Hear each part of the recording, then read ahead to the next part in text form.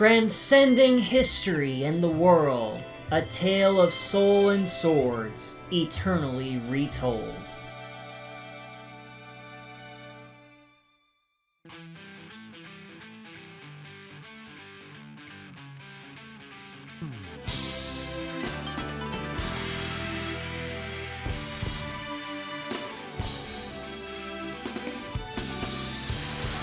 Soul Calibur, one of the most beloved 3D weapon brawlers of all time. It's the sister series to Tekken and has a legacy that can't be ignored. But before the 1998 classic that's revered as one of the best fighting games ever, there was a little game called Soul Edge, released in arcades in late 1995 and on the PlayStation in '97. A lot of people forget about or sleep on this one, but my tendency to start long franchises from the beginning supersedes my urge to play Soul Calibur. Namco was riding high with the success of Tekken 2 in '95, and they decided to branch out towards another fighting game IP to keep the quarters rolling. So a small team comprised of several Tekken staff members called themselves Project Soul, and would develop a 3D fighter with a similar playstyle, but a higher emphasis on weapons-based combat. At the tail end of the year, Soul Edge was released in arcades and was a moderate success. It did well enough to earn a port on the PlayStation over a year later, though the name had to change to Soul Blade. This was because the word Edge is susceptible to copyright infringement, apparently. Edge Games has and still makes a living off of using their patent on the word and suing companies that dare use it for major releases. Namco didn't want to involve themselves in this nonsense, so they changed the title of this game and rebranded it as Soul Calibur going forward. So, in case you're wondering, the reason people think Soul Calibur is the first game and forget about Soul Blade was because of blood-sucking leeches in suits. I never saw this game as a kid, believe it or not. As someone who owned a PlayStation and played the heck out of Tekken 2 and 3 back in the 90s, I would have loved to try this at least once. Fortunately, I was able to snag a working copy for a reasonable price at a retro game shop a few years back. My curiosity was piqued. At this point, I'm already intimately familiar with the rest of the series, so how would the very first game hold up compared to juggernauts like Soul Calibur 1 or 2? Let's begin this retrospective and see if the soul still burns. The way the story is portrayed is interesting, at least on the PlayStation version. Not only is the arcade mode the way to unlock your character's endings, but there's also a separate story mode called Edgemaster mode that covers everything else. Biographies, motives, what leads them into whatever confrontations. It's way more what we've gotten from fighting games at this point than reading the instruction manual. I won't cover everything since there is a lot, but I'll cover the basic stuff. In 1583 Europe, a cursed blade known as Soul Edge ravages the land as it's wielded by a ferocious pirate named Cervantes. Rumors spread across the world about the sword that grants whoever holds it the power to conquer all, and 9 warriors seek it out for their own reasons. Personal gain, vengeance, the power to protect others, or flat out destroying the dang thing. The entire cast comprises of many unique warriors from different walks of life. Mitsurugi is a Japanese swordsman who wants to become stronger than men with rifles. Songmina is a young Korean girl who runs from a village to prove she can be a powerful warrior despite her gender. And Voldo is a weird gimp who went insane guarding this treasure vault for a long time. Probably the most significant is Siegfried, a knight who built his house directly in the Nile. He accidentally killed his father during a bandit raid, and his addled mind convinced him that the holder of Soul Edge is responsible. Who killed father? Presentation-wise, Soul Blade looks pretty good for a 3D fighter on the PlayStation. The models are well constructed and look cool in motion. They even gave Taki jiggle physics, probably a first for a fighting game. The arenas are bright and colorful, though maybe too much in the Grease stage. Music is pretty good. There's some solid character themes from both the original arcade and remix composition. Of course, I can't fail to mention the kick-ass opening theme, The Edge of Soul, which may very well be the best video game opening of all time. The sound effects just hit right with me. The metal clank when you block attacks, the visceral slashing sound when an attack connects, it gives your moves more weight to them. The only sucky part of the presentation is the game doesn't perform optimally.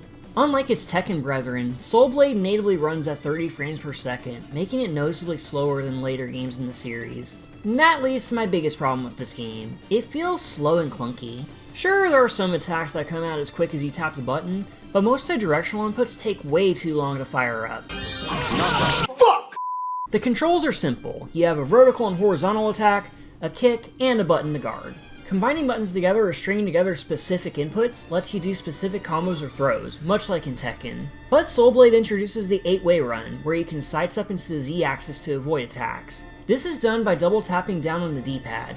but not up. That makes you jump. And you jump like you're on the moon. At least that's consistent.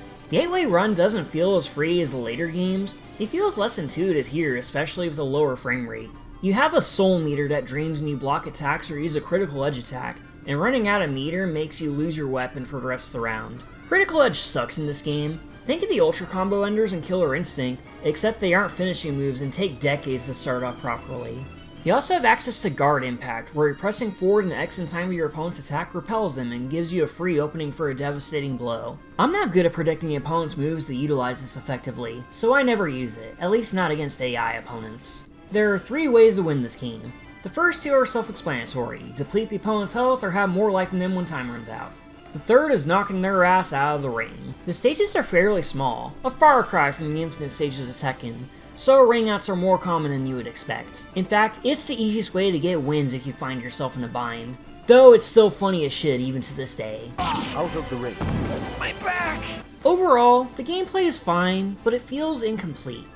Soul Blade suffers from a phenomenon I like to call first game syndrome, a common occurrence in the first entries in a long-running series that established a solid foundation that's majorly improved on in the sequels. Fighting games are no stranger to this as well, as we've seen in games like Street Fighter 1 or even Tekken 1. Soul Blade is okay in terms of its mechanics and execution, but there's little point going back to it when Soul Calibur and its numerous sequels exist. But there was one part of this game that legit took me by surprise: the Edgemaster mode. As stated previously, there's an alternative story mode where you learn more about the characters and read through their journey as you play it. Each character goes through 9 to 10 chapters with specific stipulations tied to them, like winning with only throws, battling with only 10% of your life left, or a gauntlet of 3 or 4 opponents in a row. Fortunately, the game doesn't kick you to the beginning of the run if you lose, and you can try again immediately. This is also the only mode where you can unlock alternate weapons for your character, each with their own strengths and weaknesses. So if you find yourself stuck on whatever chapter, you may have to switch weapons, as it may make a difference. Edgemaster mode is surprisingly fun as a single player campaign, though it can be incredibly challenging, especially at the end where you have to beat both Cervantes and the physical embodiment of Soul Edge back to back without losing once. Yar, this scurvy dog do be reading your inputs and makes you walk the plank. You lose. Clearing a character's Edgemaster campaign nets you their ending, which is different than how the arcade handles it. Speaking of arcade mode, it works like the Tekken games. Fight through the entire cast until you get to Cervantes and Soul Edge. Clearing the arcade ladder unlocks your character's ending, which are all animated using in-game access, and you can actually change it if you know what to do. For a couple seconds, it'll go into full screen mode, then back to widescreen, which seems strange at first. That is, until you realize pressing certain buttons during this window makes the character do something different than if he did nothing. How you're supposed to figure this out? I have no fucking clue. Aside from all that, you have time attack, survival, practice, and a weapon viewer you can access to see your unlocked weapons. It's also worth mentioning you can use these weapons in any mode you want with their effects still active. You can rip the arcade mode in half with incredibly powerful swords if you want. There are also unlockable characters that are just palette swaps to the existing cast. Soul Edge, also known as Inferno in later games, is just Cervantes. There's not one, but 2 lewd skins for Sophidia, and a Dark Knight skin for Siegfried from both of his endings. If you have any passing knowledge of Soul Calibur lore, you know what this entails. But that's for another time.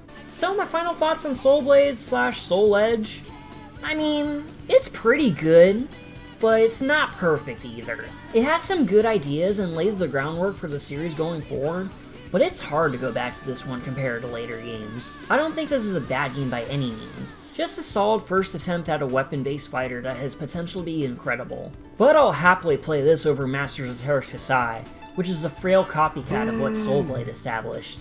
It's a shame we never got any sort of re-release of this game after the first 2 games got the HD treatment. And it's an even bigger shame that it was quickly forgotten after the sequel, Soul Calibur, dropped in 1998. Or maybe it's for the best? I don't know. Tune in next time and we'll continue our journey of soul searching with one of the most beloved video games of all time. Until then, thank you all for watching, and have an awesome day.